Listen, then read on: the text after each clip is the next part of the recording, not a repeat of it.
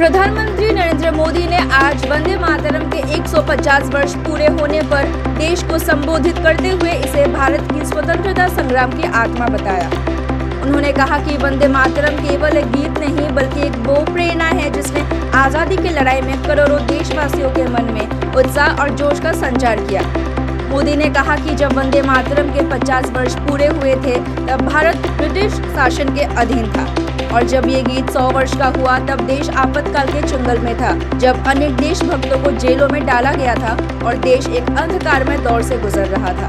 प्रधानमंत्री ने इसी गीत को स्वतंत्रता की प्रेरणा बताते हुए कहा कि इस गीत ने 1947 में आज़ादी प्राप्त करने की राह को ऊर्जा दी। उन्होंने 150 वर्ष पूरे होने को वंदे मातरम के गौरव को पूर्ण स्थापित करने का एक सुनहरा अवसर बताया और कहा कि हमें अपनी इस ऐतिहासिक विरासत को सम्मान देना और नई पीढ़ी तक पहुंचाने की आवश्यकता है। वंदे मातरम के 150 वर्ष पूरे होने पर प्रधानमंत्री का ये संदेश पूरे देश में चर्चा का विषय बना हुआ है। जी,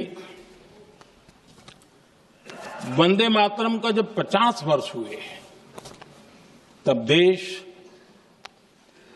गुलामी में जीने के लिए मजबूर था और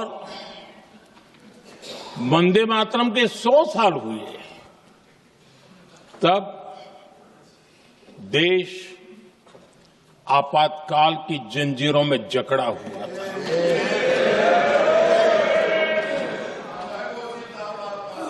जब वंदे मातरम 100 साल के अत्यंत उत्तम पर्व था तब भारत के संविधान का गला घोंट दिया गया था।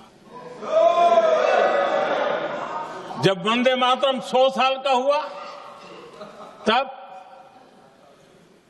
देशभक्ति के लिए जीने मरने वाले लोगों को जेल के सलाखों के पीछे बंद कर दिया गया था।